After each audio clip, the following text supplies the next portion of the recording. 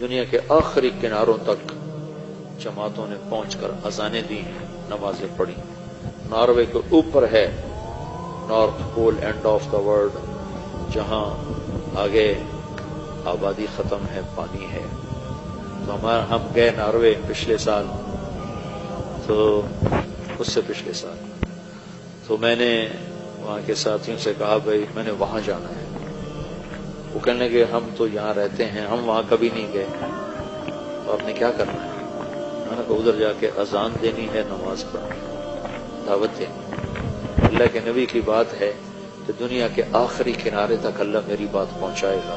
بس یہ شوق ہے کہ مجھ سے پہلے بھی لوگ پہنچے ہوں گے، پر میں بھی ان میں شامل ہونا چاہتا ہوں کہ میں کہوں کہ یا رسول اللہ میری ملاقات ہو، کہوں یا رسول اللہ میں نے آپ کا نام اس آخری کنارے پر بھی لیا تھا۔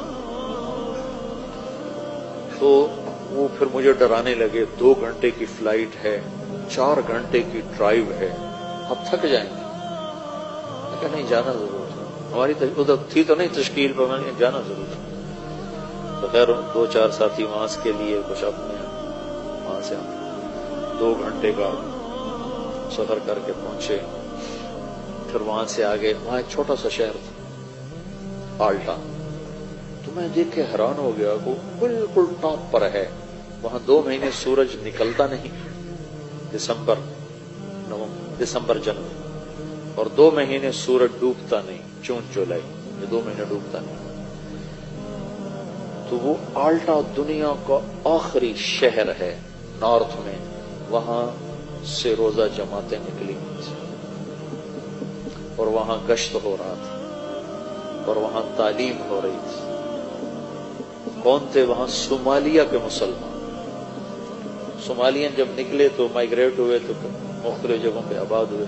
صومالیین مسلمان، انہوں نے وہاں مسجد بنائی بڑی خوبصورت چھوٹی سی، وہاں سے روزہ جماعت 3 دن کی جماعتیں نکل رہی تھیں، گشت ہو رہا تھا، تعلیم ہو رہی تھی۔ انہوں نے ہمیں گاڑیاں میں، بھائی میرے سامنے بیٹھا کیا بھائی تو میری سن، تو ادھر کیا دے، تو یہاں ٹیچر بن کے بیٹھا ہے کہ میری سننے بیٹھا؟ اچھا پھر میری سن۔ تو وہاں سے انہوں نے ہمیں اپنی گاڑیاں دی، تو ہم وہاں سے 4 گھنٹے مسلسل چلے، اور آخری کنارے پر ایک گاؤں ہے چھوٹا سا، جس کی 1,500-2 ہزار آبادی۔ تو اس میں جو پہلا مسلمان ہمیں ملا، اس نے کہا میرے 10 دن تبلیغ میں لگے ہو۔ پھر وہاں سے ہم آگے 1.25 گھنٹے کا آگے سفر تھا، اس گاؤں سے آگے 1.25 گھنٹے کا سفر تھا۔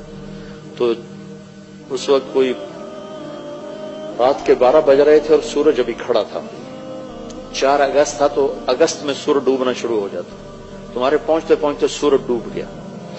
تو پتہ چلا کہ 25 منٹ کے بعد سورج نکل آئے گا، صرف 20 منٹ اس نے ڈوبنا ہے، پھر نکل آنا ہے۔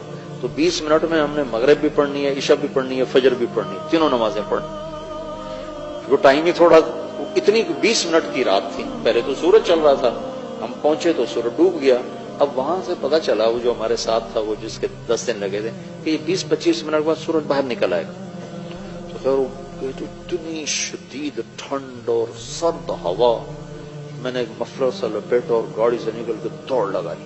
وہ سمندر کے کنارے اوپر بڑی ہیبت ناک چٹانیں 2 جگہ دیکھ کر میں مبہوت ہوا زندگی، ایک ہمالیہ پہاڑ کو دیکھ کر، اور ایک وہ آخری کنارہ دیکھ کر۔ ساری دنیا پھری، پر ہیبت جو طاری ہوئی 2 جگہ۔ جا رہے تھے ہم کھٹمنڈو سے ڈھاکہ، تو کیپٹن نے اعلان کیا کہ آج سب آپ لوگ بڑے خوش قسمت ہیں، ہمالیہ پہاڑ پورے سال میں صرف 10 دن کے لیے چوٹی ننگی کرتا ہے، سارا سال یہ بادلوں سے ڈھکا رہتا ہے، 10 دن اکٹھے نہیں ہوتے، کبھی 1 دن، کبھی مہینے کے بعد 1 دن، کبھی 2 مہینے کے بعد 1 دن، ایسے۔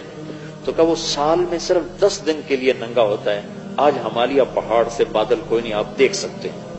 آپ یقین ہونا، میں ادھر بیٹھا تھا، اعلان سن کے ادھر گیا دوسری کھڑکی طرف، تو دیکھ کر میں ایسے ہوں، ایسی ہیبت میں روپتا تھا، والجبال اوتادا، اور ہم نے پہاڑوں کو کیل بنا کے گاڑ دیا۔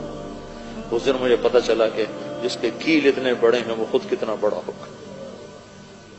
اور ایک وہ آخری کنارہ دیکھ کر میرے اوپر ہیبت طاری ہوگی، میں نے اذان دی زور سے، ہوا سرد، پھر ایک چھوٹا سا وہاں انہوں نے ہال بنایا تھا گرم، اس میں وہ ٹورسٹ آ کے بیٹھ جاتے تھے، وہاں آ کر جلدی سے چادریں بچھائیں اور پہلے مغرب کی نماز پڑھی۔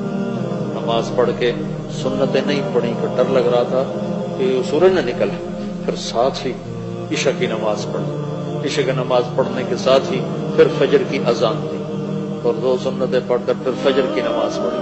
پھر میں نے بیان کیا، میں نے کہا اللہ سارے کام پورے ہو گئے، تیرے نبی کا پیغام ان ہواؤں نے سن لیا، لوگوں کو تو ہم سنا نہیں سکتے۔